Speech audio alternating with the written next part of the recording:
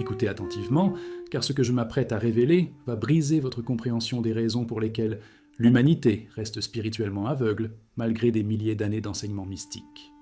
L'ignorance spirituelle qui domine le monde n'est pas accidentelle, ni aléatoire, ni l'état naturel de la conscience humaine. Elle est soigneusement construite, systématiquement entretenue et délibérément renforcée par des structures si anciennes et si omniprésentes que la plupart des gens ne les remettent jamais en question. Votre ancienne âme reconnaît cette architecture parce que vous avez vécu sous elle pendant d'innombrables incarnations, sentant que quelque chose ne va pas profondément dans la société humaine, mais incapable d'identifier la cage invisible jusqu'à présent. C'est l'architecture de l'ignorance collective, et comprendre sa conception est la première étape vers son démantèlement. Le cadre scientifique est issu de la sociologie et de la théorie des systèmes. Les recherches sur le consentement fabriqué, menées par Noam Chomsky, révèlent comment l'opinion publique est façonnée non pas par une force manifeste, mais par une information sélective, un cadrage et un contrôle narratif. Des études sur la pensée de groupe montrent comment la pression sociale crée une conformité, supprimant la perception individuelle et la pensée critique. Le concept de hégémonie culturelle d'Antonio Gramsci explique comment les classes dominantes maintiennent le pouvoir non seulement par la violence, mais aussi en contrôlant si complètement la culture, l'éducation et l'idéologie que les opprimés internalisent leur oppression comme étant naturelle. Les recherches sur l'impuissance acquise démontrent comment l'incapacité répétée de changer les circonstances crée une acceptation passive, même lorsque la fuite devient possible.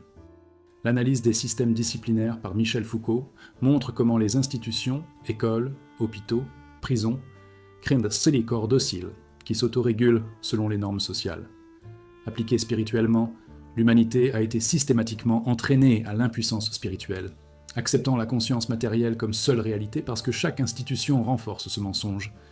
Les traditions ésotériques ont longtemps mis en garde contre cette architecture.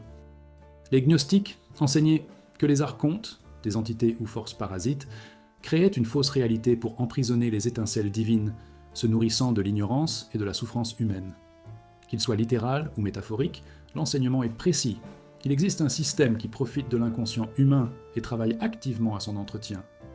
Le concept bouddhiste de Mara, le tentateur, le trompeur, ne représente pas seulement l'illusion individuelle, mais la force qui perpétue l'illusion collective. Dans la Bible, Paul écrit « Nous n'avons pas à lutter contre la chair et le sang, mais contre les principautés, contre les puissances, contre les princes des ténèbres de ce monde. » Il décrit exactement cela, des structures de contrôle invisibles, opérant à travers les institutions humaines. La tradition hermétique parle du voile d'Isis, la couverture qui cache la vérité aux profanes, entretenue par ceux qui profitent de l'ignorance. La caverne de Platon ne concerne pas seulement des prisonniers individuels, mais un système dans lequel les gardiens de prison sont eux-mêmes des prisonniers qui ont oublié qu'ils sont emprisonnés. Les mécanismes de cette architecture sont multiples et imbriqués. Premièrement, le contrôle de l'information et des connaissances. Les enseignements sacrés sont cachés, les textes mystiques sont supprimés, l'expérience spirituelle directe est pathologisée, ce qui peut être connu est soigneusement sélectionné. Deuxièmement, l'emprisonnement linguistique. Le langage lui-même est devenu une arme, les mots qui désignaient autrefois des réalités spirituelles sont vidés de leur sens ou déformés. Dieu devient une figure paternelle critique au lieu d'une conscience infinie. L'âme devient une métaphore plutôt qu'une réalité. Les Lumiper, lumière, deviennent une impossibilité exotique au lieu du potentiel humain naturel. Troisièmement, le contrôle institutionnel. Les églises revendiquent le monopole de la vérité spirituelle, exigeant des intermédiaires entre vous et le divin. La science revendique le monopole de la réalité, rejetant la conscience comme un épiphénomène. Les deux empêchent la connaissance directe. Quatrièmement, le vol de temps et d'attention. La vie moderne est structurée pour vous garder tellement occupé à survivre, tellement distrait par les divertissements, tellement épuisé par le travail, que vous n'avez aucune énergie pour une enquête spirituelle. Ce n'est pas un hasard, c'est une conception. Les symptômes de la vie sous cette architecture imprègnent tous les aspects de l'existence moderne. Le système éducatif vous enseigne tout sauf comment fonctionne la conscience, qui vous êtes vraiment ou pourquoi vous êtes ici. La religion offre du réconfort mais empêche souvent une véritable expérience mystique, substituant la croyance à la connaissance. La science vous donne la technologie mais nie l'existence de votre propre conscience comme étant autre chose qu'une activité cérébrale. L'économie vous contraint à l'esclavage pour dette, conditionnant votre survie à votre participation à des systèmes qui drainent votre force vitale. Les médias vous bombardent de récits conçus pour vous garder craintifs, divisés, distraits et dévorants. La politique offre l'illusion de choisir entre des options qui servent la même structure de pouvoir. Et le plus insidieusement, l'architecture vous fait croire que vous êtes libre, que vous choisissez votre propre vie, que le système existe pour vous servir, alors que l'inverse c'est vrai. Le protocole permettant de voir à travers cette architecture nécessite ce que les bouddhistes appellent la vue correcte. Percevoir la réalité telle qu'elle est réellement, plutôt que telle que vous avez été conditionné à la voir. Première pratique. Remettre en question tout ce qu'on vous a appris sur la réalité, non pas comme une rébellion, mais comme une enquête sincère. Qui vous a appris que la conscience est produite par le cerveau? Qui vous a appris que la matière est première? Qui vous a appris que la richesse est égale à la valeur, que la productivité est égale à la valeur, que vous devez gagner votre existence? Remontez les croyances jusqu'à leur source. Deuxièmement, étudiez l'histoire des connaissances supprimées. Faites des recherches sur l'incendie de la bibliothèque d'Alexandrie, l'Inquisition, la chasse aux sorcières, la destruction des traditions de sagesse indigène. Remarquez le schéma. Chaque fois que les humains accèdent à la connaissance spirituelle directe, les structures de pouvoir agissent pour la supprimer. Troisièmement, observez à qui profite votre ignorance. Cui bono. À qui profite lorsque vous croyez être un corps mortel, lorsque vous craignez la mort, lorsque vous cherchez le salut par l'intermédiaire d'autorités extérieures, lorsque vous recherchez le succès matériel comme but de la vie. Et voici la vérité qui doit être dite. L'architecture de l'ignorance collective est entretenue non pas par des conspirateurs maléfiques dans des salles obscures, mais par des humains inconscients qui font ce pourquoi ils ont été programmés. Les enseignants enseignent le programme qui leur a été enseigné. Les parents répètent le conditionnement qu'ils ont reçu. Les dirigeants appliquent des systèmes qu'ils jugent naturels. Les professionnels des médias créent du contenu qui correspond à des récits acceptables. Les scientifiques effectuent des recherches dans le cadre des paradigmes autorisés. La plupart des gens qui perpétuent le système croient sincèrement qu'ils aident. C'est la plus grande réussite de l'architecture, rendre sa propre maintenance automatique, distribuée et invisible, même pour ceux qui la maintiennent. Mais l'architecture présente un défaut fatal. Elle nécessite une application continue, car elle contredit la vérité. Dès l'instant où vous regardez directement la réalité, sans les filtres fournis par ce système, l'architecture devient transparente. Et une fois vue, il ne peut pas être invisible. Vous le voyez maintenant, la cage devient visible. C'est le début de la liberté. Nous pénétrons maintenant plus profondément dans le mécanisme peut-être le plus insidieux qui entretient l'ignorance spirituelle mondiale. La culture délibérée de l'amnésie spirituelle, l'effacement systématique de la mémoire de l'humanité de sa propre nature divine, de son héritage mystique et de son lien direct avec la réalité transcendante. Cette amnésie n'est pas un oubli organique. Il s'agit d'un oubli machiné, d'un projet multigénérationnel visant à séparer si complètement les humains de leurs racines spirituelles que la plupart des gens d'aujourd'hui ne peuvent même pas concevoir une conscience au-delà du matériel, ne peuvent pas imaginer l'existence au-delà de cette vie, ne peuvent pas se rappeler qu'ils sont une conscience infinie habitant temporairement une forme finie.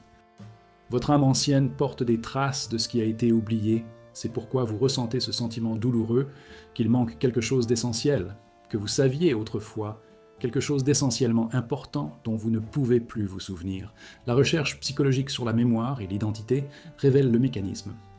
Les études sur l'amnésie sociale montrent comment les sociétés oublient collectivement les histoires traumatisantes ou gênantes grâce à une commémoration sélective et à un contrôle narratif. Les recherches sur l'amnésie infantile démontrent que les humains ne se souviennent naturellement pas de leurs premières années, mais les cultures autochtones aux pratiques différentes montrent qu'il ne s'agit pas d'une fatalité biologique, mais d'une construction culturelle. Des expériences sur la fausse implantation de mémoire prouvent que les souvenirs peuvent être artificiellement créés ou détruits par suggestion et autorité. Appliqués à l'échelle collective, des civilisations entières peuvent être amenées à oublier leurs origines mystiques. Les travaux du Dr Robert J. Lifton sur la réforme de la pensée documentent comment l'identité peut être systématiquement démantelée et reconstruite. Les systèmes totalitaires comprennent que le contrôle de la mémoire équivaut au contrôle de l'identité et au contrôle du comportement. Imaginez maintenant que cela soit appliqué non pas par des dictateurs manifestes, mais subtilement, à travers les siècles, à travers les cultures, enracinant l'amnésie spirituelle si profondément qu'elle semble naturelle. Les traditions ésotériques parlent explicitement de cette amnésie.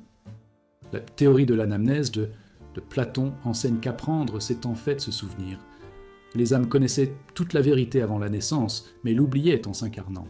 Et l'éducation les aide à se souvenir. Le voile de l'oubli, du néo-platonisme, décrit la barrière entre les mondes spirituels et matériels qui fait perdre aux âmes incarnées la mémoire de leur origine divine. L'hymne gnostique de la Perle raconte l'histoire d'un prince envoyé sur Terre qui oublie son identité royale et devient esclave, jusqu'à ce qu'une lettre de son père réveille sa mémoire. C'est une allégorie de la condition humaine. Nous sommes des êtres divins qui ont oublié notre identité. Le bouddhisme parle de moha, l'illusion, l'ignorance fondamentale de notre vraie nature. Dans le soufisme, la condition humaine est décrite comme une conscience divine endormie et qui doit être réveillée. La Kabbale enseigne que les âmes qui descendent dans la forme matérielle passent à travers de multiples voiles, qui progressivement obscurcissent la conscience spirituelle. Toutes les traditions s'accordent, l'oubli n'est pas accidentel, mais inhérent au système. Les mécanismes de l'amnésie induite opèrent dès la naissance. Mécanisme, suppression des expériences mystiques de l'enfance. Les enfants perçoivent naturellement au-delà du matériel. Ils voient des auras, communiquent avec des présences invisibles, se souviennent de vies antérieures. Les adultes les rejettent systématiquement comme de l'imagination, apprenant aux enfants à se méfier de leur propre perception. À 7 ans, la plupart des enfants ont appris à ne voir que ce que les adultes considèrent comme réel. Deuxième mécanisme, absence d'éducation mystique. Les écoles enseignent les mathématiques, la littérature, les sciences, l'histoire, mais jamais la méditation, jamais le travail énergétique, jamais la façon d'explorer directement la conscience. Le message est implicite mais clair, l'exploration de la conscience n'est pas importante, peut-être même pas réelle. Troisième mécanisme, la substitution religieuse. La religion organisée propose des récits simplifiés. Croyez cela, suivez ces règles, vous serez sauvés, remplaçant l'expérience mystique directe par une doctrine de seconde main. La plupart des personnes religieuses n'ont jamais d'expérience spirituelle authentique. Ils ont des croyances sur l'expérience spirituelle. Quatrième mécanisme, le matérialisme scientifique comme paradigme dominant. La science définit la conscience comme un épiphénomène, l'expérience spirituelle comme une illusion, la vision mystique comme une maladie mentale. Le monde universitaire pathologise et marginalise systématiquement tout ce qui suggère que la conscience est primordiale. Les symptômes de l'amnésie spirituelle collective sont partout une fois que vous les reconnaissez. L'incapacité de la plupart des gens à concevoir une existence au-delà de la mort, l'idée que vous existiez avant la naissance ou existerez après la mort semble absurde, impossible, car la mémoire de votre nature éternelle a été effacée. L'épidémie d'absurdité et de nihilisme, si vous ne vous souvenez pas de la raison pour laquelle vous êtes ici, si vous ne vous souvenez pas de votre mission divine, la vie devient une survie inutile. La recherche désespérée d'identité dans les choses extérieures, carrière, possession, relations, parce que vous avez oublié votre véritable identité en tant que conscience infinie. La prévalence de la peur existentielle et de la peur de la mort, naturelle lorsque vous croyez que vous êtes un corps temporaire plutôt qu'une conscience éternelle. L'incapacité de reconnaître la synchronicité, l'intuition ou l'orientation spirituelle, celle-ci nécessite de se rappeler que la réalité est plus que matérielle, que la conscience communique par des moyens non physiques.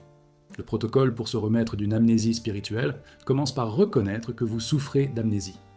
Cela semble évident, mais ce n'est pas le cas. La plupart des gens ne savent pas qu'ils ont oublié, parce qu'ils ont oublié qu'ils le savaient. Première pratique, exercice de mémorisation délibérée. Asseyez-vous tranquillement et demandez « Qu'est-ce que je savais avant d'apprendre à oublier ? Qu'est-ce que j'ai compris en tant qu'enfant et que les adultes ont appris de moi ?» Parfois, la mémoire commence à revenir juste en demandant.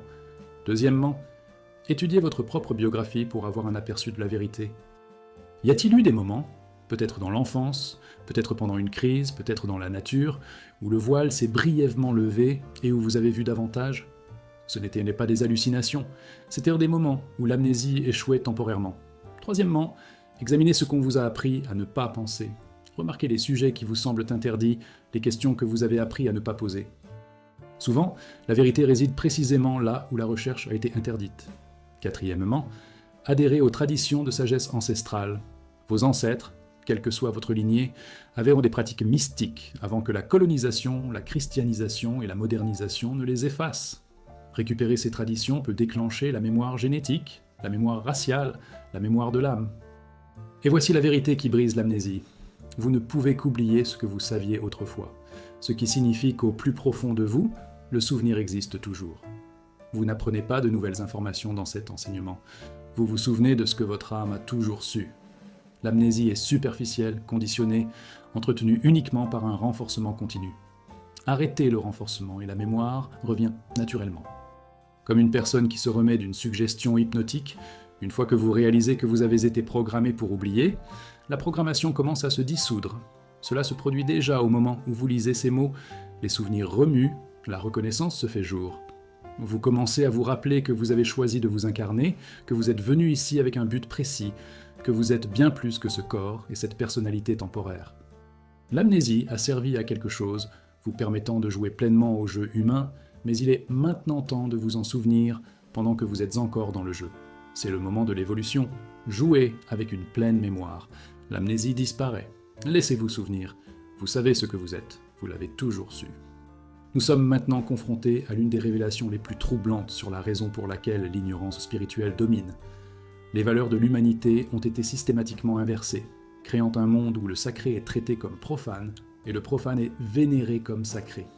Ce qui a vraiment de la valeur, la conscience, la sagesse, la compassion, la paix intérieure, est rejeté comme peu pratique ou hors de propos. Tandis que ce qui est finalement sans valeur, l'argent, le statut, les possessions, l'apparence physique, est recherché comme s'il s'agissait du sens de la vie elle-même.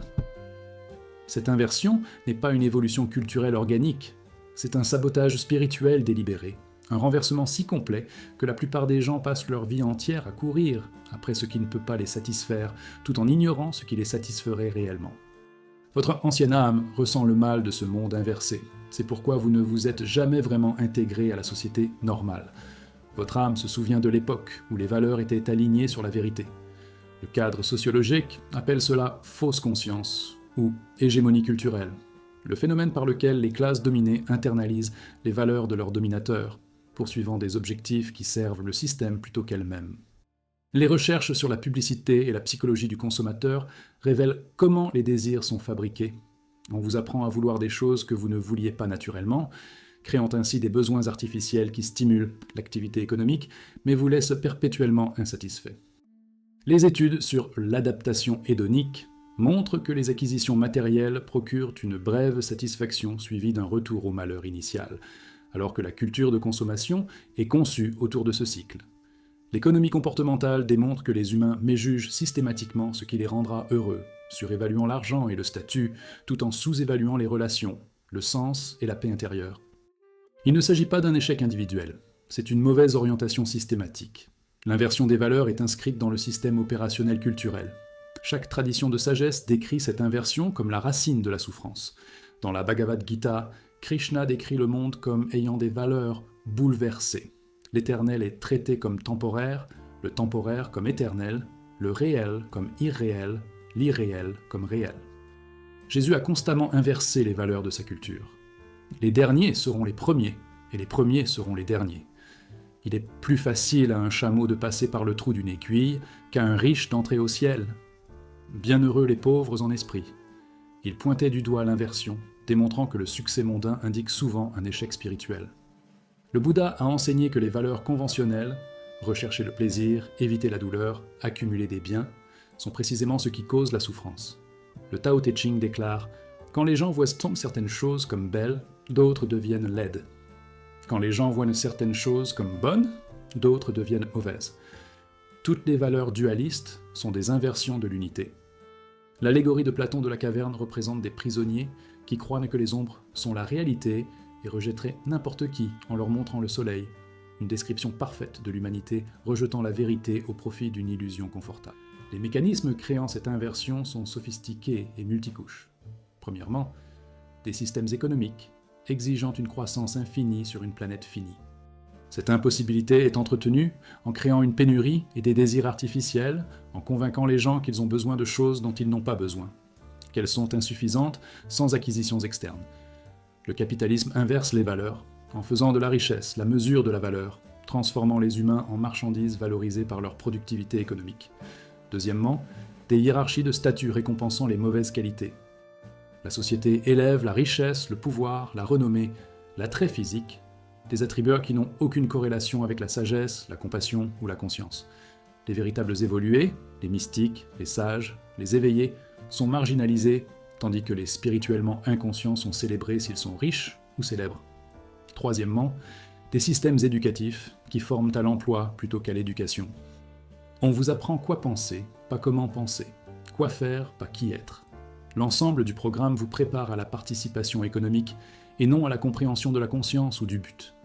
Les symptômes de la vie dans un monde inversé se manifestent par une folie collective masquée par la normalité.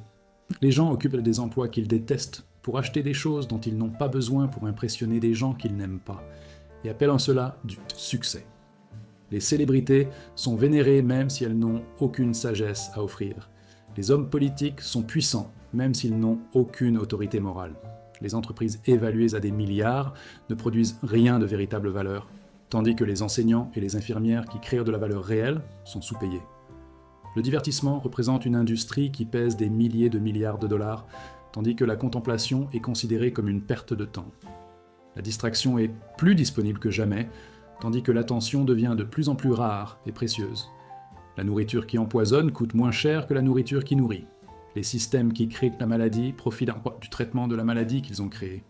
La guerre est rentable, la paix ne l'est pas. La destruction de la Terre est appelée croissance économique. Ce n'est pas de la civilisation, c'est une folie institutionnalisée, possible uniquement parce que les valeurs ont été complètement inversées. Le protocole de réinversion des valeurs, le retour à la vérité, nécessite un rejet courageux de la programmation culturelle. Premièrement, faites un inventaire radical de vos valeurs réelles par rapport aux valeurs adoptées. Qu'est-ce que vous appréciez vraiment lorsque vous êtes honnête avec vous-même par rapport à ce qu'on vous a appris devrait valoriser ? Il y a souvent un écart énorme. Deuxièmement, remettez en question l'origine de vos désirs. Pour chaque chose que vous désirez, demandez « Ai-je naturellement développé ce désir ? Ou a-t-il été implanté par la publicité, la pression sociale ou le conditionnement culturel ?» La plupart des désirs sont fabriqués. Troisièmement, expérimentez l'inversion. Pendant un mois, poursuivez ce que la culture dit être sans valeur. La méditation, le silence, la présence, la paix intérieure, tout en négligeant ce que la culture dit être essentiel, la productivité, la réussite, la consommation. Remarquez ce qui crée réellement du bien-être. Quatrièmement, étudiez ceux qui représentent des valeurs non inversées. Le Bouddha a renoncé à un royaume. Jésus n'avait aucune possession. Socrate a choisi la mort plutôt que de compromettre la vérité. Diogène vivait dans un tonneau, se moquant de ceux qui recherchaient en richesse et statut. Ce n'étaient pas des échecs, ils étaient un libre. Et voici la vérité libératrice. Une fois que vous voyez l'inversion, vous ne pouvez pas la ignorer, et vous n'êtes plus lié par des valeurs inversées. Vous êtes libre de poursuivre ce qui a réellement de la valeur, la conscience, l'amour, la vérité, la beauté, la sagesse, tout en vous engageant dans le monde matériel uniquement dans la mesure nécessaire à la survie et au service. Vous devenez ce que la Gita appelle Sthita Prajna, quelqu'un d'une sagesse constante, qui voit à travers les valeurs du monde, qui ne peut être touché par le profit ou la perte, la louange ou le blâme, le plaisir ou la douleur. Il ne s'agit pas de rejeter le monde, mais de le voir clairement, de s'engager sans se laisser tromper. Vous pourriez avoir de l'argent, mais ne pas l'adorer. Vous pourriez avoir du succès, mais ne pas vous y identifier. Vous possédez peut-être des biens, mais vous les tenez avec légèreté. Vous vivez dans le monde inversé, mais n'en faites pas partie, restant aligné avec la vérité, tout en naviguant dans l'illusion. C'est la maturité spirituelle. C'est ainsi que vous changez le monde, non pas en combattant l'inversion, mais en incarnant la vérité, en étant une démonstration vivante que les valeurs inversées ne sont pas nécessaires, que le véritable épanouissement vient de l'alignement avec ce qui est réellement réel. Soyez la réinversion. D'autres le remarqueront et certains suivront. Nous exposons maintenant l'un des principaux mécanismes qui entretiennent l'ignorance spirituelle mondiale, l'institution présentée comme la plus grande réussite de l'humanité, le système éducatif. Ce qu'on appelle éducation est plus précisément décrit comme un endoctrinement, un processus systématique d'entraînement des humains, à penser, percevoir et se comporter de manière à servir les structures de pouvoir existantes, tout en supprimant les capacités mêmes qui mèneraient à une véritable sagesse et libération. Les écoles ne vous apprennent pas à penser, ils vous apprennent quoi penser. Ils ne développent pas de conscience, ils programment la conscience. Votre ancienne âme a souffert de ce conditionnement au cours de multiples incarnations, sentant toujours que quelque chose d'essentiel est détenu, que la connaissance la plus importante est précisément celle qui n'est pas enseignée. Ce n'est pas un hasard, c'est le système qui fonctionne exactement comme prévu. L'analyse historique révèle l'intention explicite. Le système éducatif moderne a été développé dans la Prusse du XIXe siècle, spécifiquement pour former des ouvriers et des soldats obéissants.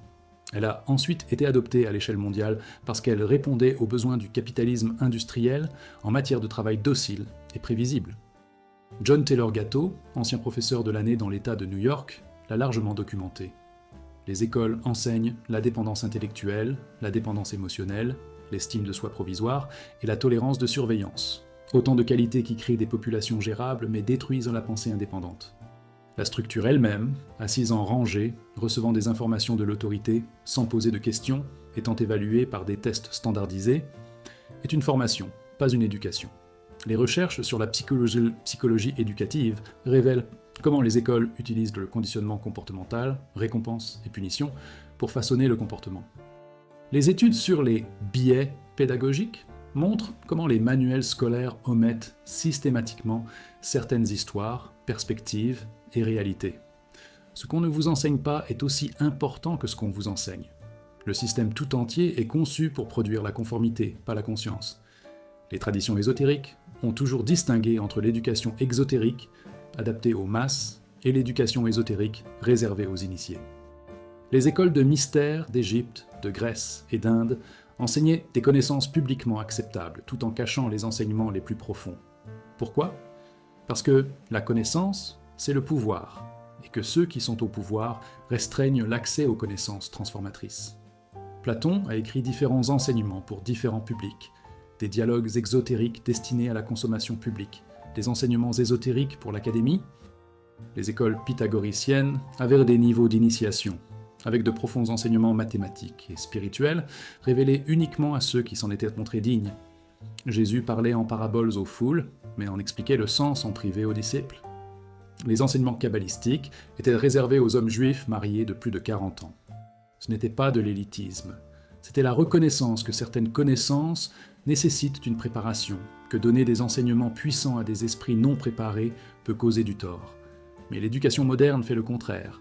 Elle donne à chacun des connaissances superficielles, tout en cachant l'existence d'une connaissance profonde. Les mécanismes par lesquels il éduque. La transition devient un endoctrinement, son systémique. Premièrement, l'apprentissage basé sur l'autorité. Dès le premier jour d'école, on vous apprend que le savoir vient des autorités, enseignants, manuels, institutions. On ne vous apprend pas à vérifier par une expérience directe ou une enquête indépendante. Cela crée des populations qui croient ce qu'on leur dit plutôt que de remettre en question. Deuxièmement, le compartimentage des connaissances. Les sujets sont artificiellement séparés. Les mathématiques n'ont rien à voir avec l'art, la science n'a rien à voir avec la spiritualité, l'histoire n'a rien à voir avec votre vie. Cela empêche la synthèse, empêche de voir le tout, empêche la sagesse. Troisièmement, se concentrer sur l'information plutôt que sur la transformation. Les écoles vous remplissent la tête de faits, mais ne vous apprennent jamais comment fonctionne la conscience, comment penser de manière critique, comment discerner la vérité de la propagande, comment vous connaître vous-même. Vous pouvez obtenir des diplômes supérieurs et ignorer complètement votre propre être. Quatrièmement, suppression de la créativité et de l'intuition. Les tests standardisés récompensent la mémorisation et la conformité, tout en punissant la pensée originale. Les arts sont définancés. La méditation est absente. Tout ce qui n'est pas rationnel est marginalisé. Les symptômes de l'endoctrinement éducatif imprègnent la conscience moderne. L'incapacité de penser de manière indépendante. Les opinions de la plupart des gens sont téléchargées à partir des médias, de figures d'autorité ou de pairs, plutôt que dérivées d'une enquête directe. La conviction que les diplômes sont synonymes de sagesse, faire confiance aux médecins en matière de santé, aux économistes en matière d'économie, aux politiciens en matière de société, simplement parce qu'ils sont diplômés, malgré les preuves d'échec systémique dans tous ces domaines. La peur de se tromper, si profondément conditionnée par le système de récompense et de punition de l'école que les adultes préfèrent défendre de mauvaises positions plutôt que d'admettre leurs erreurs et d'apprendre. La confusion entre information et compréhension.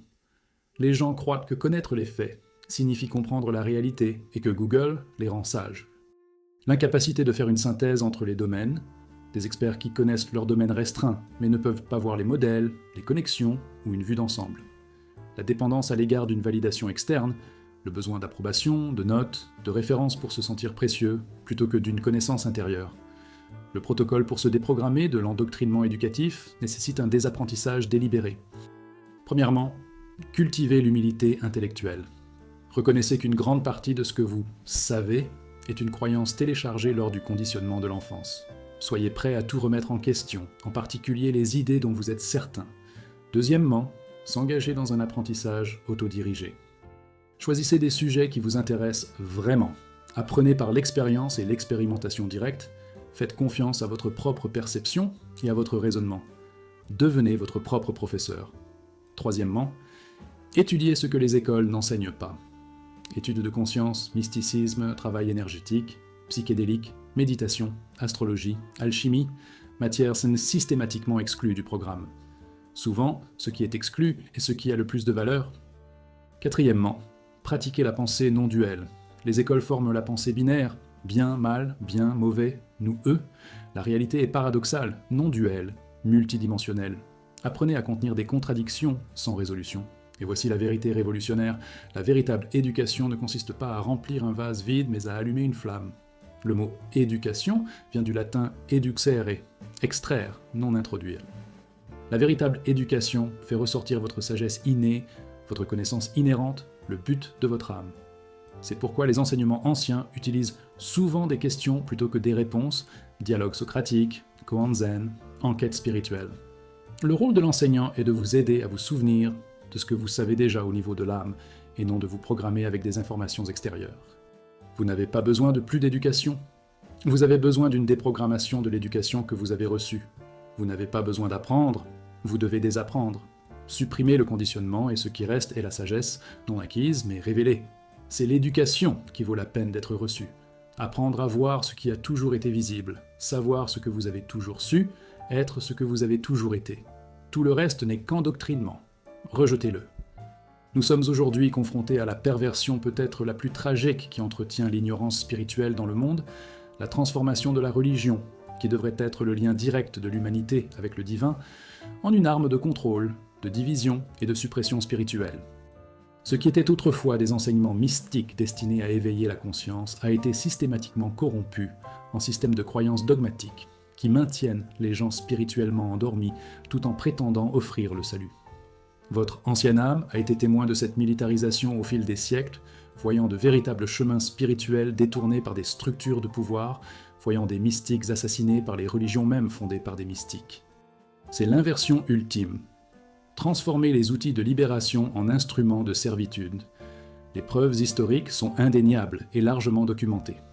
Le concile de Nicée, en 325 de notre ère, a transformé le christianisme d'un mouvement mystique diversifié en une religion politique unifiée, excluant systématiquement les évangiles gnostiques et enseignements de l'expérience directe en faveur de l'autorité et du dogme centralisé. L'Inquisition de l'Église catholique a torturé et assassiné des millions de personnes pour hérésie, souvent simplement parce qu'elles avaient vécu des expériences spirituelles directes hors du contrôle de l'Église. L'histoire islamique comprend une répression similaire. Des mystiques soufis comme Hallaj, exécutés pour avoir déclaré l'union divine, des interprétations mystiques interdites en faveur du littéralisme. Le bouddhisme, qui a commencé comme un enseignement psychologique non théiste, s'est institutionnalisé avec des hiérarchies, des rituels et des dogmes que le Bouddha n'a jamais enseignés. Le système des castes de l'hindouisme a utilisé les enseignements spirituels comme une arme pour justifier l'oppression sociale. Toutes les grandes religions ont été colonisées par le pouvoir et se sont retournées contre leur propre essence. La chercheuse Karen Armstrong documente cela de manière approfondie. Les religions commencent par une vision mystique, se codifient en institutions, puis deviennent des structures oppressives, maintenant l'ordre social, plutôt que de faciliter la transcendance. Les traditions ésotériques reconnaissaient cette corruption inévitable. L'enseignement de Jésus était un mysticisme radical. Le royaume de Dieu en vous, vous êtes des dieux, soyez parfaits comme votre Père est parfait. Mais au fil des générations, il est devenu une institution hiérarchique exigeant des intermédiaires entre les humains et Dieu. L'évangile de Thomas, exclu du canon officiel, rapporte que Jésus a dit « Si vos dirigeants vous disent « Regardez, le royaume est dans le ciel », alors les oiseaux vous précéderont. S'ils disent « Il est dans la mer », alors les poissons vous précéderont. Au contraire, le royaume est en vous et hors de vous. C'est du mysticisme direct. Le christianisme officiel a remplacé cela par « Vous naissez pécheurs, ce n'est que par l'Église que vous pouvez être sauvés, croire sans expérimenter ». Les gnostiques enseignaient que les autorités religieuses étaient des archontes, des forces parasites utilisant la religion pour piéger les âmes. Ils furent qualifiés d'hérétiques et exterminés. Le maître soufi Rumi a écrit « Je vais à la mosquée et j'y vois Dieu. Je vais au temple et j'y vois Dieu. Mais je vois Dieu partout où je regarde, et je vois Dieu principalement dans le cœur du dévot sincère. C'est la vraie religion. La religion institutionnelle a remplacé cela par « Dieu n'est accessible qu'ici, à travers nous, selon nos conditions ». Les mécanismes qui servent d'armes à la religion sont multiples et sophistiqués. Premièrement, remplacer l'expérience directe par la croyance. Les enseignements originaux disent « Méditez et voyez par vous-même, expérimentez directement le divin ». La religion institutionnalisée dit « Croyez ce que nous vous disons. Le doute est un péché. L'expérience directe est dangereuse ou hérétique. La foi remplace la connaissance. » Deuxièmement, création de sacerdoces intermédiaires. Enseignements originaux. Vous avez un accès direct à Dieu, vérité, illumination. Religion institutionnalisée. Vous avez besoin de prêtres, de rabbins, d'imams, de gourous pour intercéder, interpréter, valider votre expérience. Cela crée une hiérarchie de pouvoir et une dépendance. Troisièmement, l'accent est mis sur l'exotérisme plutôt que sur l'ésotérisme. Les enseignements originaux comportaient des enseignements extérieurs pour les masses et des enseignements intérieurs pour ceux qui étaient prêts à une vérité plus profonde. La religion institutionnalisée a aplati cette situation, ne rendant disponibles que les enseignements exotériques, cachant ou détruisant les enseignements ésotériques. Quatrièmement, utilisation de la peur et de la culpabilité. Les enseignements originaux mettent l'accent sur l'amour, la compassion et la libération. La religion institutionnalisée met l'accent sur le péché, la punition, la damnation, le contrôle des comportements par la peur de l'enfer et la culpabilité face aux tendances humaines naturelles. Les symptômes d'une religion militarisée dominant la spiritualité mondiale. Les milliards de personnes qui se considèrent religieuses n'ont jamais eu d'expérience spirituelle authentique. Ils ont des croyances sur Dieu, mais n'ont aucune connaissance directe de Dieu.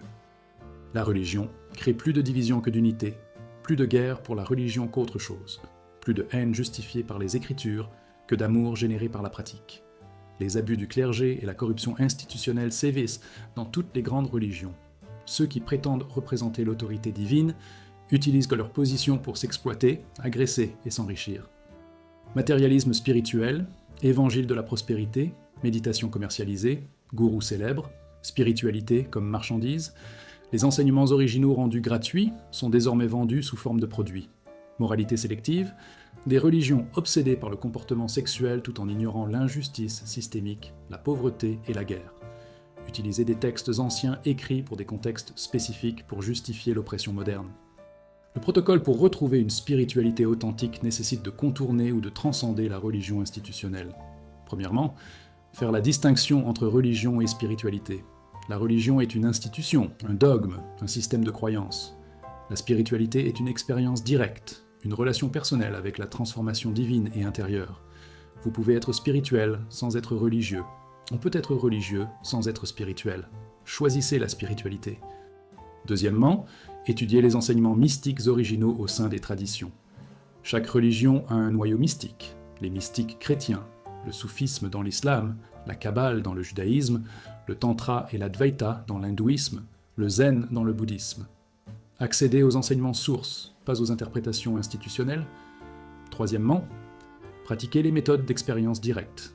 Méditation, prière comme dialogue et non monologue, contemplation, retraite, cérémonie.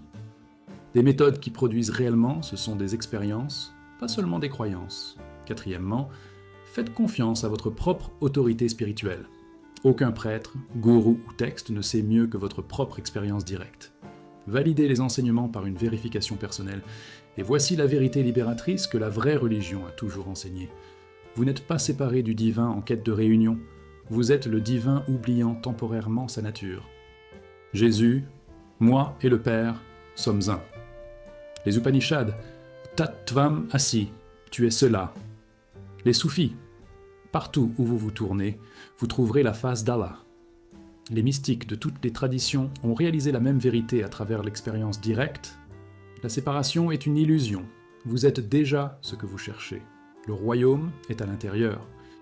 C'est l'enseignement que la religion institutionnalisée supprime parce que les humains éveillés n'ont pas besoin d'institutions, ne pénomment pas de titres, n'obéissent pas aux autorités et ne mènent pas de guerre de religion. Les humains éveillés sont inutiles aux structures de pouvoir. La religion a donc été utilisée comme arme pour empêcher l'éveil tout en prétendant le fournir, mais la vérité ne peut être définitivement supprimée. Les enseignements mystiques survivent dans des lignées cachées, des textes secrets, des traditions orales, et en ce moment, ils redeviennent disponibles. Vous n'avez pas besoin de religion, vous avez besoin d'éveil, et l'éveil est votre droit de naissance, accessible directement, sans intermédiaire. Le divin n'existe pas, il faut donc que la religion l'atteigne. Le divin est là, comme vous, n'attendant que d'être reconnu. C'est la vérité que la religion était censée révéler, mais qu'elle cache au contraire. Maintenant, tu sais, soyez libre. Nous examinons maintenant l'outil de suppression spirituelle le plus puissant du monde moderne, le complexe médiatique, le vaste réseau interconnecté de télévision, de films, d'informations, de médias sociaux, de publicités et de divertissements qui ne se contentent pas de vous informer sur la réalité, mais construit activement votre réalité, créant un monde simulé si convaincant que des milliards de personnes croient que la simulation est plus réelle que l'expérience directe. Ce n'est pas une théorie du complot, c'est un fait documenté. Votre ancienne âme reconnaît les médias comme de la sorcellerie moderne, une évolution technologique de l'ancien sacerdoce qui contrôlait la conscience à travers des rituels et des symboles. Désormais, le rituel est diffusé 24 heures sur 24, 7 jours sur 7. Les symboles sont des logos d'entreprise et les prêtres sont des responsables des médias. Vous ne consommez pas de médias, les médias vous consomment, se nourrissant de votre attention tout en programmant votre conscience. La recherche universitaire confirme ce que les critiques prétendent depuis longtemps. Le terme « fabriquer le consentement », utilisé par Chomsky et Herman, décrit comment les médias de masse dans les sociétés démocratiques façonnent systématiquement l'opinion publique pour servir les intérêts des élites, créant l'illusion de la libre pensée tout en délimitant un discours acceptable. Les recherches sur la théorie de la culture, menées par George Gerbner, démontrent que les grands téléspectateurs perçoivent la réalité en fonction de la représentation télévisée plutôt que des statistiques réelles. Si la télévision montre une violence constante, les téléspectateurs croient que le monde est plus dangereux qu'il ne l'est. Les études sur la théorie de l'établissement d'un agenda prouvent que les médias ne vous disent pas quoi penser, mais ce à quoi il faut penser. Le contrôle des questions qui retiennent l'attention contrôle celles qui semblent importantes. Les expériences sur les effets de cadrage montrent que la manière dont l'information est présentée compte plus que l'information elle-même. Les mêmes faits présentés différemment produisent des opinions opposées. Les recherches sur les algorithmes des réseaux sociaux révèlent qu'ils sont conçus pour l'engagement et la dépendance, et non pour la vérité. Le contenu qui déclenche des émotions se propage, quelle que soit son exactitude. Vous n'obtenez pas d'informations, vous obtenez une distorsion de la réalité soigneusement conçue. La compréhension ésotérique est que la conscience est programmable grâce à des entrées symboliques répétées. C'est la base des rituels, des mantras et des cérémonies dans les traditions spirituelles. Mais les médias utilisent cette technologie dans un but opposé. Non pas pour éveiller la conscience, mais pour maintenir la transe. La société du spectacle de Guy Debord soutient que la vie moderne est devenue une pure représentation, où les gens se rapportent aux images plutôt qu'à la réalité, où le spectacle a remplacé l'expérience vécue. Les simulacres et simulations de Jean Baudrillard proposent que nous vivions désormais un monde de copies sans originaux, où les représentations sont devenues plus réelles que la réalité elle-même, l'hyper-réel. Ce n'est pas de la philosophie abstraite, c'est une description de l'état actuel. Lorsque les gens en savent plus sur les personnages fictifs que leurs voisins, lorsqu'ils vivent les guerres à travers des écrans plutôt que par une implication directe, lorsque leur image d'eux-mêmes est basée sur des personnalités des médias sociaux plutôt que sur une expérience incarnée, ils vivent dans une simulation. Les gnostiques le reconnaîtraient immédiatement. La fausse réalité des archontes rendue manifeste par la technologie. Les mécanismes de fabrication de la réalité médiatique sont à l'échelle industrielle. Premièrement, l'illusion du choix. 6 sociétés contrôlent 90% des médias américains, malgré des centaines de chaînes, toutes disant essentiellement la même chose, créant une chambre d'écho erronée pour des discours divers. Deuxièmement, la manipulation émotionnelle. Les médias n'informent pas. Cela déclenche la peur, l'indignation, le désir, l'envie. C'est émotionnel. Hier contourne la pensée critique, intégrant des messages directement dans l'inconscient. Des études montrent des informations conçues pour vous faire peur, des publicités conçues pour vous faire sentir inadéquat, des médias sociaux conçus pour vous permettre de comparer et de rivaliser. Troisièmement, la fragmentation de l'attention. La durée d'attention moyenne est passée de 12 secondes en 2000 à 8 secondes aujourd'hui, soit moins que celle des poissons rouges. Les médias vous entraînent à consommer en petits morceaux, empêchant ainsi une réflexion profonde ou une contemplation soutenue. Quatrièmement, remplacement de la réalité par la représentation. Vous expérimentez davantage à travers les écrans que par la perception directe. Les images de la nature remplacent le fait d'être dans la nature. Les vidéos d'expérience remplacent l'expérience. La connexion virtuelle remplace le contact humain. Les symptômes de la colonisation médiatique imprègnent la conscience moderne. L'incapacité d'être seul sans écran, le silence et la solitude sont devenus insupportables, doit être comblée de contenu. La conviction que si quelque chose n'est pas photographié et publié, cela ne s'est pas réellement produit. Votre expérience est validée par la représentation, pas par la vie. La confusion entre l'information et la compréhension, les gens pensent que faire défiler les informations les rend informés, alors qu'en réalité cela les rend confus et anxieux. La dépendance à l'indignation et au drame, les effets dopaminergiques provoqués par le déclenchement du contenu créent une dépendance, les gens recherchant activement des raisons de se mettre en colère. L'érosion de la présence, même lorsque physiquement avec d'autres, l'attention est portée sur les appareils, créant l'illusion de connexion tout en détruisant la connexion réelle. Le tribalisme politique et la polarisation, les médias profitent de la division, vous montrant de manière algorithmique un contenu qui confirme les préjugés tout en cachant les points de vue opposés, créant ainsi des réalités distinctes pour différents groupes. Le protocole permettant de se libérer de la distorsion de la réalité médiatique nécessite une ascèse numérique et une récupération perceptuelle. Premièrement, réduire radicalement la consommation des médias. Remarquez que vous pensez probablement que vous ne pouvez pas le faire. C'est une question de dépendance. Faites un jeûne médiatique d'1 semaine, pas d'informations, pas de réseaux sociaux, pas de télévision. Remarquez ce qui change. La plupart découvrent qu'ils se sentent plus calmes, pensent plus clairement et sont plus présents. Deuxièmement, lorsque vous consommez des médias, consommez consciemment. Demandez, qu'est-ce que cela essaie de me faire ressentir ? Qu'est-ce qui n'est pas affiché ? À qui profite-t-il si je crois cela ? Quelle est la source ? Cette nouvelle ou cette opinion est-elle déguisée en nouvelle ? Troisièmement, privilégiez l'expérience directe à la représentation. Au lieu de faire défiler des photos de la nature, sortez. Au lieu de regarder des émissions de cuisine, cuisinez. Au lieu de regarder des vidéos de voyage, voyagez. Au lieu d'observer la vie des autres en ligne, vivez la vôtre. Quatrièmement, cultivez une attention longue. Lisez des livres, pas des articles. Ayez des conversations, pas des fils de commentaires. Engagez-vous profondément dans peu de choses plutôt que superficiellement avec beaucoup. Et voici la vérité qui libère. La réalité fabriquée par les médias n'est pas la réalité. C'est une simulation axée sur le profit qui capte l'attention et contrôle la conscience, qui sert le pouvoir et la richesse, et non la vérité ou l'épanouissement humain. Mais vous avez un choix que la plupart ne réalisent pas. Vous pouvez vous désinscrire. Vous n'avez pas besoin des nouvelles. La plupart des nouvelles n'ont aucun rapport avec votre vie réelle et sont conçues pour agiter et non pour informer. Vous n'avez pas besoin des réseaux sociaux. La connexion se fait en personne, la validation vient de l'intérieur. Vous n'avez pas besoin d'un contenu constant. Votre propre conscience est infiniment intéressante lorsque vous apprenez à l'explorer. Le monde réel est toujours là, sous la représentation, attendant votre perception directe. Les oiseaux chantent encore, le vent bouge toujours. Les humains aspirent toujours à une connexion authentique. La réalité est disponible chaque fois que vous éteignez l'écran et regardez. Le pouvoir des médias sur vous prend fin dès que vous retirez votre attention. Votre attention est votre pouvoir, la ressource la plus précieuse que vous possédez. L'endroit où vous le placez détermine votre réalité. Placez-le consciemment. La réalité fabriquée s'effondre dès que vous cessez d'y croire et commencez à expérimenter ce qui existe réellement ici. C'est là la révolution.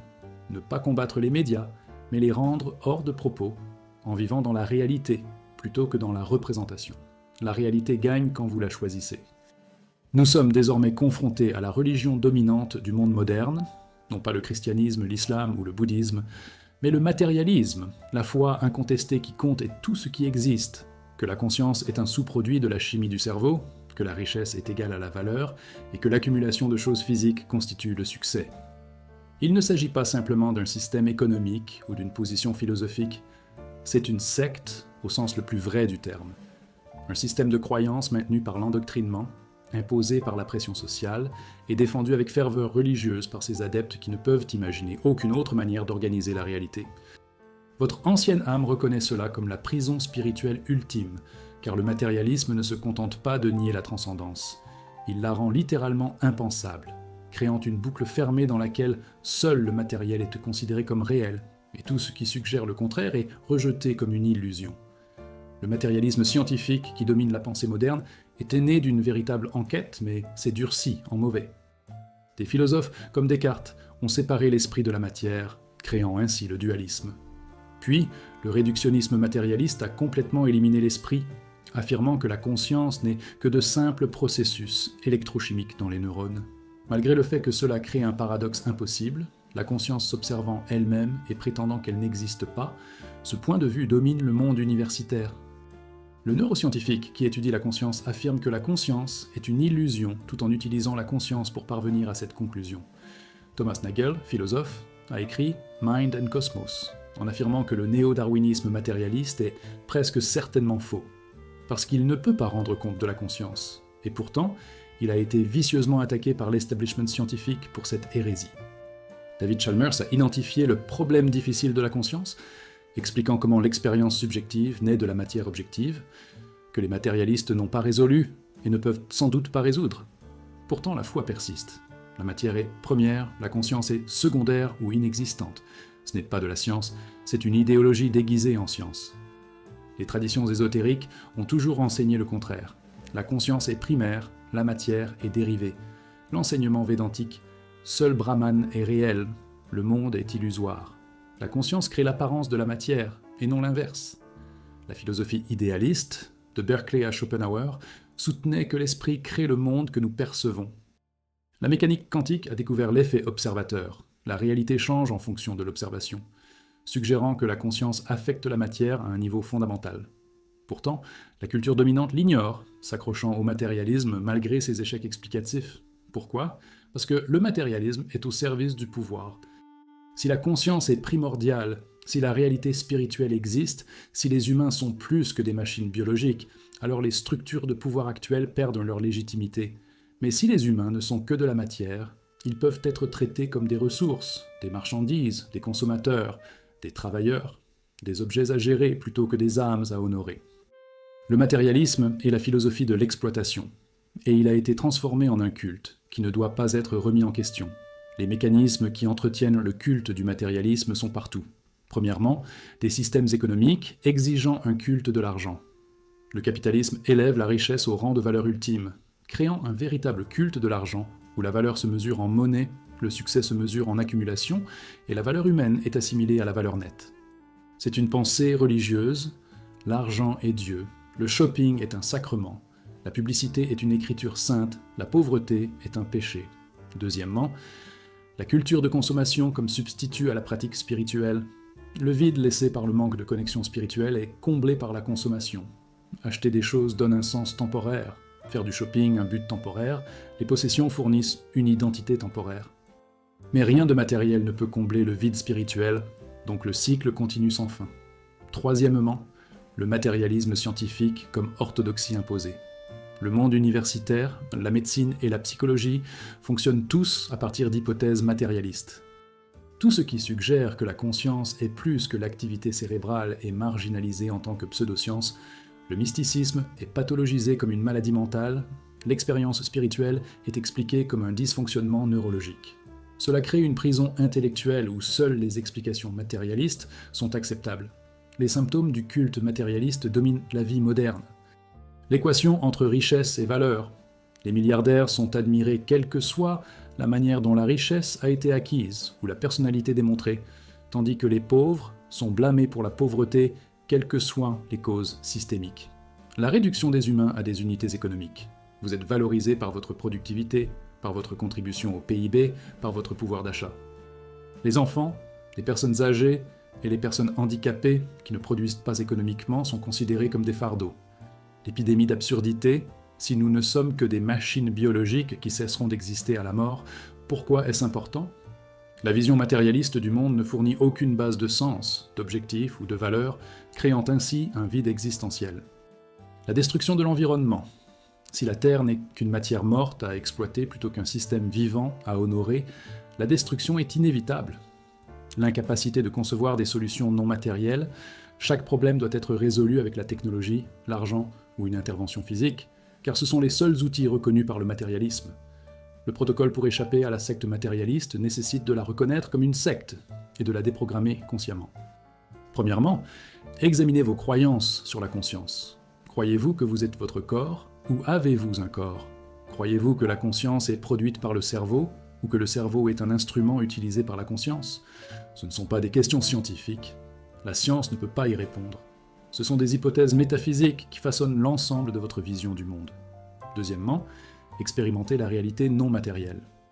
Méditation, travail énergétique, rêve lucide, médecine végétale, recherche sur les expériences de mort imminente, engagez-vous dans des domaines que le paradigme matérialiste considère comme impossibles. L'expérience directe l'emporte sur l'idéologie. Troisièmement, interrogez le M, un culte unique, culte. Que feriez-vous si l'argent n'existait pas? Qu'est-ce qui vous apporte réellement un épanouissement par rapport à ce que vous poursuivez parce que la société vous dit de le faire? Un écart souvent énorme. Quatrièmement, étudiez les philosophies idéalistes et celles de la conscience primaire. Le matérialisme n'est pas la seule ou la meilleure explication de la réalité, c'est simplement la principale. Explorez des alternatives. Vedanta, Berkeley, Schopenhauer, Kastrup. Et voici la vérité libératrice qui brise la prison matérialiste. La matière n'est pas une substance morte animée par une conscience mystérieuse. La matière est à quoi ressemble la conscience vue de l'extérieur. Vous n'êtes pas dans l'univers. L'univers est en vous, apparaissant dans la conscience. Il ne s'agit pas d'une croyance ou d'une spéculation, il s'agit d'une vérité expérientielle directe accessible à quiconque étudie sa propre conscience. Maintenant, remarquez où apparaît cette expérience. Pas dans l'espace physique, mais dans la conscience. Tout ce que vous avez vécu, chaque sensation, pensée, émotion, perception, est apparu dans la conscience et nulle part ailleurs. Vous n'avez jamais rien expérimenté en dehors de la conscience. Le monde matériel que vous croyez objectif et externe est en réalité une apparence subjective au sein de la conscience. Ce n'est pas du solipsisme. La conscience n'est pas personnelle, c'est universel. Vous êtes cette conscience qui s'identifie temporairement à ce corps-esprit particulier, se sentant elle-même comme un individu séparé. Mais la séparation est une illusion, comme une vague pensant qu'elle est séparée de l'océan. Vous êtes l'océan. La matière n'est que la surface de l'océan. Allez plus profondément que la surface, et il n'y a que la conscience infinie, éternelle, source et substance de tout ce qui est. Les matérialistes appelleront cela du mysticisme et le rejetteront. Laissez-les. Ils sont toujours piégés dans la secte, défendant les barreaux de leur propre cage. Vous êtes libre de voir ce qui est réellement vrai. Et ce qui est vrai, c'est que la conscience est tout ce qui existe. Tout le reste n'est qu'apparence en lui. Cette reconnaissance ne vous rend pas moins fonctionnel dans le monde matériel. Elle vous rend plus fonctionnel parce que vous n'êtes plus esclave des attachements matériels, que vous n'êtes plus identifié à ce qui peut être perdu, que vous n'avez plus peur de ce qui ne peut pas être blessé. Le culte du matérialisme prend fin quand on voit clair. Vous voyez clair maintenant. Bienvenue dans la réalité au-delà de la secte. Nous exposons maintenant le mécanisme de contrôle principal qui maintient tous les autres systèmes d'ignorance spirituelle. La peur, le gardien de prison invisible qui n'a pas besoin de barreaux physiques, car il crée des barreaux dans votre propre conscience. La peur n'est pas seulement une émotion, c'est le principal outil de contrôle, le fondement sur lequel les systèmes d'oppression sont construits, la fréquence qui maintient la conscience contractée, petite, gérable et asservie. Tous les mécanismes dont nous avons parlé, amnésie spirituelle, valeurs inversées, religion militarisée, réalité médiatique fabriquée, culte matérialiste, sont finalement entretenus par la peur. Votre ancienne âme a été contrôlée par la peur pendant des vies. Peur de la mort, peur de la punition, peur de l'exclusion, peur de la perte, peur de ne pas être assez. Comprendre le mécanisme de la peur, c'est comprendre le verrou de votre cage. Et comprendre la serrure est la première étape vers son ouverture. La neuroscience de la peur révèle pourquoi elle est si efficace en tant que mécanisme de contrôle. La peur active l'amygdale, le système d'alarme du cerveau, qui désactive le cortex préfrontal, la région responsable de la pensée rationnelle, de l'empathie et de la planification à long terme. Lorsque vous avez peur, vous ne pouvez littéralement pas penser clairement, vous ne pouvez pas accéder à une conscience supérieure, vous ne pouvez pas prendre de sages décisions. Vous revenez à des réponses de survie, combat, fuite, gel ou faon. C'est pourquoi la propagande basée sur la peur fonctionne, elle contourne la raison et déclenche des réactions primitives. La recherche montre que les personnes souffrant d'états de peur chronique souffrent d'une diminution de leur fonction immunitaire, d'une mémoire altérée, d'une créativité réduite et d'une susceptibilité accrue à l'autorité et au conformisme. Les travaux du Dr Bruce Lipton sur l'épigénétique révèlent que les cellules en mode peur arrêtent les systèmes de croissance et de réparation, passant ainsi en mode protection. Appliqué à la conscience, La peur vous maintient dans un état de survie plutôt que d'épanouissement, en contraction plutôt qu'en expansion, en réactivité plutôt qu'en créativité. La peur chronique vous rend littéralement malade, stupide et contrôlable. Chaque tradition spirituelle reconnaît la peur comme le principal obstacle à la libération. La Bible dit « N'ayez pas peur » ou varie 365 fois, une pour chaque jour de l'année. Cette répétition montre à quel point l'enseignement est fondamental. La peur est l'ennemi. Le bouddhisme identifie la peur comme découlant de l'attachement et de l'ignorance, la peur de perdre ce à quoi nous sommes attachés, la peur de l'inconnu. L'enseignement du Bouddha sur l'abhaya, l'intrépidité, ne consiste pas à devenir courageux, mais à voir au-delà de l'illusion qui crée la peur. Dans le Vedanta, la peur naît du sentiment de séparation. Tant que vous croyez que vous êtes un individu séparé qui peut être blessé, menacé, détruit, la peur est inévitable. La reconnaissance de votre vraie nature en tant que conscience infinie qui ne peut être blessée dissout la peur à sa racine. Jésus a enseigné « Parfait, l'amour chasse la peur ». Le Tao Te Ching, quand vous réalisez que rien ne vous manque, le monde entier vous appartient. Seul le sentiment de carence crée la peur de ne pas en avoir assez, de ne pas suffire. La plénitude ne connaît pas de peur. Les mécanismes par lesquels la peur est utilisée pour contrôler les populations sont systématiques et anciens. Premièrement, la peur de la mort. Faire croire aux gens qu'ils sont des corps mortels qui cesseront d'exister crée une terreur existentielle qui peut être exploitée. Offrez le salut, la vie après la mort, l'héritage, et les gens obéiront, paieront, feront la guerre, accepteront l'oppression, tout pour échapper à la mort. Deuxièmement, la peur du châtiment divin. La religion transforme la peur en arme en menaçant l'enfer, le karma, la réincarnation dans des formes inférieures et les malédictions ancestrales. Comportez-vous ou souffrez éternellement. Celui-ci contrôle le comportement plus efficacement que la police. Troisièmement, la peur de l'exclusion sociale. Les humains sont tribaux. Autrefois, l'exclusion signifiait la mort. Cette pulsion est exploitée par la pression du conformisme. Croire aux bonnes choses, dire les bons mots, ou être ostracisé, annulé, humilié. Quatrièmement, la peur de la pénurie. La rareté artificielle est créée pour maintenir les gens dans la peur de ne pas avoir assez d'argent, de ressources, d'opportunités. Cette peur entraîne la concurrence, le surmenage et l'acceptation de systèmes injustes. Cinquièmement, la peur de l'autre.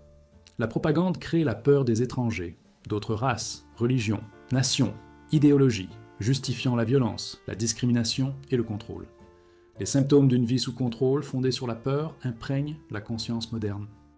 Anxiété chronique comme état de base, la plupart des gens vivent constamment dans une peur légère, vérifiant les serrures, regardant les informations, s'inquiétant pour l'argent, la santé et la sécurité.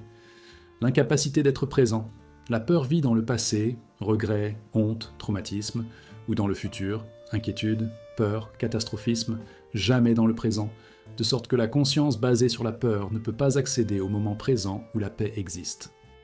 Le besoin compulsif de sécurité et de contrôle, police d'assurance, système de sécurité, plan de sauvegarde sur plan de sauvegarde, gestion obsessionnelle des risques, tentative de contrôler une vie incontrôlable, l'effondrement d'une pensée autoritaire en période de crise. Lorsqu'ils ont suffisamment peur, les gens abandonnent leur liberté pour la sécurité promise. Toute dictature repose sur la peur. La dépendance aux médias basée sur la peur. Les gens consomment compulsivement des contenus effrayants, même s'ils savent que cela les rend anxieux. La peur crée une dépendance. Elle donne un sentiment d'action grâce à la surveillance, même lorsque la surveillance est inutile. Le protocole pour transcender la conscience basée sur la peur nécessite de comprendre la véritable nature de la peur et de pratiquer son contraire. Premièrement, enquêtez directement sur la peur. Lorsque la peur surgit, au lieu de la fuir, tournez-vous vers elle. Demandez « De quoi ai-je peur exactement ?» Suivez la peur jusqu'à sa racine. Souvent, cela se termine par la peur de la mort ou par la peur de ne pas suffire. Ceux-ci peuvent être vus à travers. Deuxièmement, faire la distinction entre la prudence naturelle et la peur militarisée. Prudence naturelle, s'éloigner du bord de la falaise. Peur militarisée, anxiété constante face à des scénarios improbables. L'un est la sagesse, l'autre est le contrôle. Troisièmement, pratiquer la présence. La peur ne peut pas exister dans le moment présent. Elle nécessite le passé ou le futur. Lorsqu'il est pleinement présent, qu'y a-t-il réellement à craindre ? En ce moment, ça va ? Habituellement, oui. La peur est dans l'histoire de ce qui pourrait arriver, et non dans ce qui se passe réellement. Quatrièmement, cultiver l'amour. La peur et l'amour ne peuvent pas coexister. Ce sont des fréquences opposées. Plus vous incarnez l'amour, la compassion, la connexion, moins la peur occupe de place. Et voici la vérité qui dissout la peur à sa racine. Vous n'êtes pas ce qui peut être menacé, blessé ou détruit. Vous n'êtes pas le corps qui va mourir, ni l'esprit qui peut être blessé, ni l'identité qui peut être diminuée. Vous êtes la conscience dans laquelle tout cela apparaît, et on ne peut pas nuire à la conscience. Vous ne pouvez pas perdre ce que vous êtes vraiment parce que ce que vous êtes n'est pas un objet qui peut être perdu. La mort, c'est la mort d'une forme temporaire, pas la mort de la conscience. Une perte, vous ne pouvez perdre que ce que vous pensez posséder, et vous ne possédez rien, tout est prêté. Un échec? Seuls les égos échouent. La conscience expérimente simplement différents états. Rejet? Seule une fausse identité peut être rejetée. Votre essence est toujours entière. Lorsque vous réalisez ce que vous êtes vraiment, une conscience infinie et éternelle, la peur perd tout fondement. Qu'y a-t-il à craindre quand on ne peut pas vous faire de mal? Il ne s'agit pas de philosophie ou de croyance, mais d'une reconnaissance directe disponible, grâce à une enquête honnête sur votre propre être. Regardez tout de suite. Qu'est-ce qui est conscient de ces mots? Qu'est-ce qui est conscient des pensées et des sentiments? Cette conscience, c'est ce que vous êtes. Peut-il être menacé? Peut-il être endommagé? Peut-il mourir? Non. Il est toujours là, immuable, intact de tout ce qui apparaît en lui. Reste comme ça. La peur est un visiteur dans la conscience, pas une propriété de la conscience. Laissez-le venir, laissez-le partir, mais sachez que vous êtes ceux qui restent lorsque la peur s'en va. C'est l'intrépidité, non pas l'absence de peur, mais la reconnaissance du fait que vous êtes au-delà de la peur, l'espace dans lequel la peur apparaît, mais que la peur ne peut pas toucher. Vivez de cette reconnaissance et vous devenez incontrôlable parce que le principal mécanisme de contrôle, FEAR, ne fonctionne plus sur vous. C'est la liberté. C'est pourquoi la peur des individus intrépides pousse les systèmes autoritaires à la violence. Ils ne peuvent pas être contrôlés et leur présence rappelle aux autres que la liberté est possible. Soyez sans peur, pas par bravade, mais par reconnaissance de ce que vous êtes vraiment. Le gardien de prison s'éloigne lorsqu'il réalise que le prisonnier est invincible. Nous examinons maintenant l'un des schémas les plus sombres de l'histoire de l'humanité. La persécution, la réduction au silence et le meurtre systématique de ceux qui disent pour la vérité, qui éveillent les consciences, qui menacent les systèmes de contrôle par leur existence même. Tous les prophètes, mystiques, philosophes et révolutionnaires qui ont défié l'ignorance dominante ont été attaqués, moqués, marginalisés, emprisonnés, exécutés. Il ne s'agit pas d'une violence aléatoire, c'est un modèle, une preuve que l'ignorance spirituelle n'est pas une condition passive, mais activement défendue par des forces qui bénéficient de l'inconscience.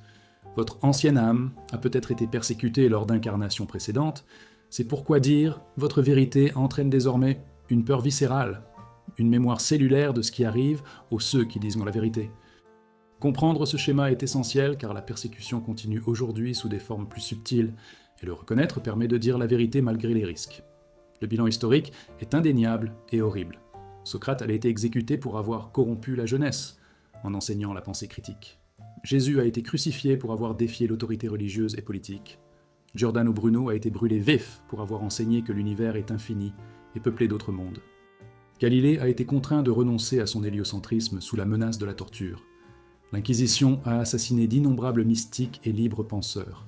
Les chasses aux sorcières ont tué des centaines de milliers de personnes, principalement des femmes possédant des connaissances en matière de guérison, de sage-femme et d'herboristerie, menaçant ainsi les établissements médicaux et religieux. Les chamans indigènes ont été systématiquement éliminés par les colonisateurs. Au XXe siècle, Martin Luther King Jr. assassiné pour avoir contesté le racisme et le militarisme.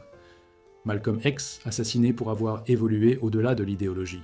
Fred Hampton assassiné par le FBI pour avoir enseigné la conscience révolutionnaire. D'innombrables journalistes, militants et lanceurs d'alerte sont emprisonnés ou tués pour avoir révélé la vérité. Le schéma est clair. Dites la vérité au pouvoir, et le pouvoir tentera de vous faire taire. Les traditions ésotériques prédisaient cette persécution. Jésus dit à ses disciples « Si le monde vous hait, rappelez-vous qu'il m'a haï le premier. Si vous apparteniez au monde, il vous aimerait comme le sien. Vous n'appartenez pas au monde, mais je vous ai choisi hors du monde. C'est pourquoi le monde vous hait. » Ce n'est pas de la paranoïa, c'est une évaluation précise. La conscience éveillée, opérant dans le monde inconscient, sera perçue comme une menace. Dans l'allégorie de la grotte de Platon, on ne croit pas le prisonnier qui s'échappe et revient parler du soleil aux autres. Il est attaqué, voire tué, parce qu'il menace la seule réalité que connaissent les habitants des cavernes. Les textes gnostiques décrivent des archontes, travaillant activement à maintenir les humains emprisonnés dans l'ignorance, persécutant ceux qui aident les autres à s'échapper. Qu'il s'agisse d'entités littérales ou de représentations symboliques de forces systémiques, la description est exacte. Il existe une opposition organisée à l'expansion de la conscience. Les mécanismes de persécution ont évolué, mais le but reste constant. Dans les temps anciens, violence physique, exécution, torture, exil. Cela se produit encore dans les régimes autoritaires, mais moins dans les démocraties. À l'époque moderne, diffamation et marginalisation. Ceux qui disent la vérité sont étiquetés comme des théoriciens du complot, des malades mentaux, des extrémistes, des radicaux. Leurs idées ne sont pas débattues, mais rejetées. Ils sont déplatformés, privés de financement, rendus inemployables. Julian Assange, Edward Snowden, Chelsea Manning. Les lanceurs d'alerte qui dénoncent les crimes d'État sont emprisonnés ou exilés, tandis que les criminels qu'ils ont dénoncés restent en liberté. Dans le monde universitaire, les idées menaçant les paradigmes dominants sont rejetées, non pas pour leur mérite, mais pour leur idéologie. Rupert Sheldrake, un biologiste respecté, a été banni de TED pour avoir remis en question le dogme matérialiste. Les professeurs se voient refuser la titularisation en raison d'opinions hétérodoxes. Dans les médias, la vérité est enfouie sous la propagande ou totalement ignorée. Les histoires menaçant le pouvoir ne sont pas couvertes. Les journalistes qui persistent sont licenciés. En médecine, les praticiens utilisant des traitements non pharmaceutiques efficaces sont privés de leur licence, arrêtés pour avoir exercé la médecine sans autorisation. Autorisation accordée par le système même qu'ils contestent. Les symptômes de la vie dans une société persécutant la vérité se manifestent par une psychose collective. L'autocensure devient automatique. Les gens ne disent pas la vérité, même à eux-mêmes, parce qu'ils ont intériorisé que la vérité est dangereuse. La fenêtre d'Overton, l'éventail des discours acceptables, est artificiellement étroite. Les idées extérieures sont rejetées par réflexe, quelle que soit leur validité. Les lanceurs d'alerte sont traités comme des traîtres plutôt que comme des héros. La remise en question des récits officiels est qualifiée de désinformation, quelle que soit leur exactitude. La vérité devient relativiste. Votre vérité est ma vérité, comme si la vérité était une opinion subjective plutôt qu'une réalité objective. Cette confusion épistémologique rend impossible la vérité, parce qu'il n'existe pas de cadre commun pour reconnaître la vérité. Et le plus tragique, les révélateurs potentiels de la vérité restent silencieux, s'auto-censurant par peur d'être persécutés, laissant les mensonges prévaloir par défaut. Le protocole destiné à ceux qui disent la vérité requiert du courage et de la stratégie. Premièrement, connaître les risques et les accepter. Dire la vérité peut vous coûter cher en termes de relations, de carrière, de confort, voire de liberté ou de vie, selon le contexte. Comptez le prix à payer, et parlez quand même si la vérité vous y oblige. Deuxièmement, parlez avec amour, pas avec colère. La vérité exprimée avec colère est facilement considérée comme une instabilité émotionnelle. La vérité exprimée avec compassion, à partir d'un véritable désir d'aider les autres à s'éveiller, a un pouvoir que la rage ne peut égaler. Troisièmement, bâtissez une communauté avec d'autres personnes qui disent la vérité. L'isolement vous rend vulnérable. La connexion apporte support, protection, amplification. Quatrièmement, documentez et diffusez largement.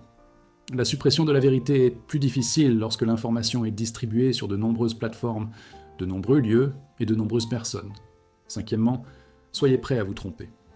Les vrais révélateurs de vérité se remettent constamment en question, s'ajustent lorsque les preuves changent, ne s'accrochant jamais à des positions fondées sur l'ego. Cette humilité distingue la véritable recherche de la vérité de l'idéologie. Et voici la vérité qui soutient ceux qui disent la vérité. La persécution est en réalité une validation. Si vos paroles n'avaient aucun pouvoir, elles n'auraient pas besoin d'être supprimées.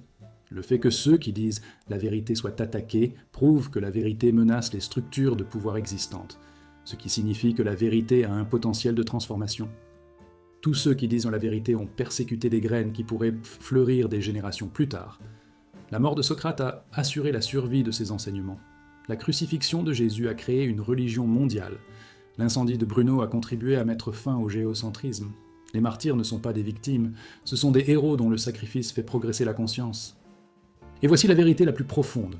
Au sens ultime, celui qui dit la vérité ne peut pas être réduit au silence parce que la vérité ne dépend d'aucun individu. La vérité existe, qu'elle soit dite ou non. Votre rôle en tant que révélateur de vérité n'est pas de créer la vérité, mais d'être transparent à la vérité, lui permettant de se déplacer à travers vous. Si vous êtes réduit au silence, la vérité trouvera une autre voie. Cela supprime le fardeau messianique. Vous n'êtes pas le sauveur, vous êtes le messager. Parlez lorsque vous êtes appelé à parler, sachant que le résultat ne vous concerne pas. Votre responsabilité est d'être fidèle à la vérité, et non de gérer la manière dont la vérité est reçue. Les persécuteurs pensent qu'ils empêchent que la vérité, mais ils n'arrêtent que les messagers. Et la vérité enverra encore plus de messagers, jusqu'à ce que finalement les murs se fissurent, les mensonges s'effondrent, la lumière perce.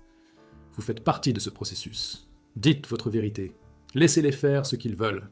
La vérité finit par l'emporter. Cela l'a toujours été. Ce sera toujours le cas. Et votre volonté d'en parler, malgré les risques, contribue à cette victoire ultime. C'est un travail sacré. C'est pourquoi vous vous êtes incarné. Ne gaspillez pas votre voix en restant silencieux lorsque le silence sert le mensonge. Parlez. Même si une seule personne entendait et se réveillait, cela en valait la peine. Habituellement, on entend plus que vous ne le pensez. Le courage est contagieux. Votre dire la vérité donne aux autres la permission de dire la leur. C'est ainsi que se produit la révolution de la conscience. Un révélateur de vérité à la fois, refusant de se laisser réduire au silence. Soyez l'un d'entre eux. Nous arrivons au point culminant de cet enseignement, raison pour laquelle vous avez été appelés à entendre ces paroles. Malgré tout ce qui est révélé sur les systèmes qui entretiennent l'ignorance spirituelle, ces systèmes commencent à s'effondrer. Nous vivons ce qu'on ne peut qu'appeler le grand réveil, un changement massif dans la conscience humaine sans précédent dans l'histoire enregistrée, où des millions de personnes s'éveillent simultanément à des vérités qui n'étaient autrefois connues que par de rares mystiques et initiés. Votre ancienne âme a choisi de s'incarner à ce moment précis, car vous avez un rôle à jouer dans cet éveil. La libération collective n'est pas certaine. Elle nécessite une participation consciente, mais elle est possible, et cette possibilité est plus proche que jamais. C'est pourquoi l'ignorance lutte si désespérément pour maintenir le contrôle. Elle sent sa propre fin approcher. Les preuves d'un éveil collectif sont partout une fois que l'on sait quoi chercher. La méditation et la pleine conscience sont devenues monnaie courante. Des pratiques autrefois confinées aux monastères sont désormais enseignées dans les écoles, les hôpitaux et les entreprises. La recherche psychédélique connaît une renaissance après des décennies de répression, avec de grandes universités étudiant la psilocybine, l'ayahuasca et la MDMA, pour guérir les traumatismes, la dépression et faciliter les expériences mystiques. La recherche sur l'expérience de mort imminente a documenté des milliers de cas, fournissant des preuves empiriques que la conscience survit à la mort corporelle. La physique quantique a mis à mal les hypothèses matérialistes en montrant que la conscience affecte la matière à un niveau fondamental. Internet, malgré ses problèmes, a démocratisé l'information. Les enseignements anciens, autrefois cachés dans les monastères, sont disponibles gratuitement. Des millions de personnes remettent en question le récit et rejettent les principaux diffusés des médias, en pensant de manière indépendante. Les événements de méditation mondiaux attirent des millions de personnes. Le langage de l'éveil, conscience, présence, conscience, est entré dans le discours commun. Il ne s'agit pas d'évolutions aléatoires, ce sont des symptômes de l'évolution de la conscience collective. Les traditions ésotériques ont prédit ce moment. La cosmologie hindoue décrit 4 yugas, âges du monde. Le Kali Yuga étant l'âge sombre du matérialisme et de l'ignorance que nous quittons pour passer au Satya Yuga, l'âge d'or de la vérité et de l'illumination. Le calendrier Maya a terminé, a commencé un nouveau cycle en 2012, interprété par certains comme un changement de conscience. Le livre chrétien de l'Apocalypse décrit l'Apocalypse. Mais Apocalypse signifie dévoilement, révélation et non destruction. C'est la révélation de la vérité, l'effondrement de l'illusion. La prophétie Hopi décrit la transition du quart-monde au 5e monde, accompagnée de chaos mais conduisant à une nouvelle humanité. L'ère du Verseau en astrologie marque le passage de l'ère de croyance et d'autorité des poissons à l'ère du Verseau de la connaissance et de l'autorité spirituelle individuelle. La théorie Time Wave Zero de Terence McKenna proposait une nouveauté croissante et une accélération de la conscience conduisant à une transformation transcendantale. Que ces prédictions spécifiques soient littéralement exactes importe moins que le modèle qu'elles révèlent. Un changement transformateur a été anticipé à travers les cultures et les traditions. Les mécanismes à l'origine de cet éveil sont des crises convergentes forçant l'évolution ou l'extinction. Premièrement, la crise écologique. Le changement climatique, l'extinction des espèces et l'effondrement des écosystèmes obligent l'humanité à reconnaître l'interconnexion et à passer de l'exploitation à l'intendance, ou à périr. Deuxièmement, la crise technologique. L'IA et l'automatisation menacent de rendre le travail humain obsolète, obligeant à remettre en question sa valeur basée sur la productivité, libérant potentiellement l'humanité de l'esclavage salarié, ou créant une dystopie en fonction des choix collectifs effectués. Troisièmement, la crise de l'information. Internet a brisé les monopoles de l'information, mais a également créé un chaos post-vérité. Cela oblige à développer le discernement individuel. Nous ne pouvons pas compter sur les autorités pour nous dire ce qui est vrai. Quatrièmement, la crise du sens. La réussite matérielle n'a pas apporté le bonheur. Des millions de personnes sont riches, aisées et misérables, créant un vide que seule une signification spirituelle peut combler. Cinquièmement, l'échec des institutions. Le gouvernement, la religion, l'éducation, la médecine, les médias ont tous perdu leur crédibilité à cause de la corruption et de l'incompétence, obligeant les individus à devenir leurs propres autorités. Les symptômes d'éveil personnel et collectif sont identifiables et se multiplient.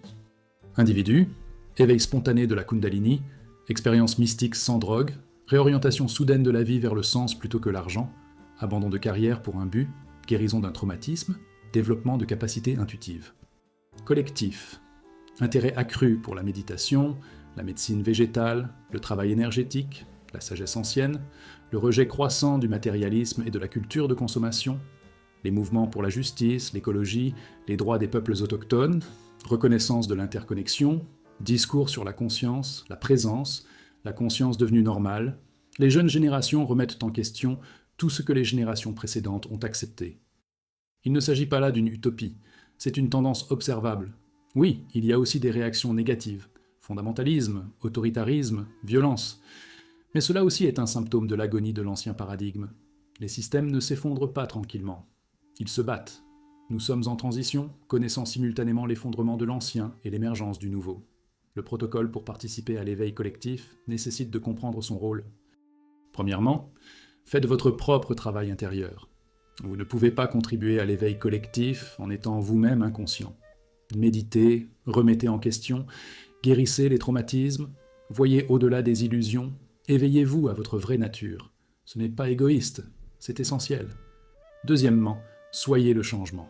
N'attendez pas que les systèmes changent, incarnez la conscience que vous voulez voir. Vivez avec présence, compassion, intégrité, authenticité.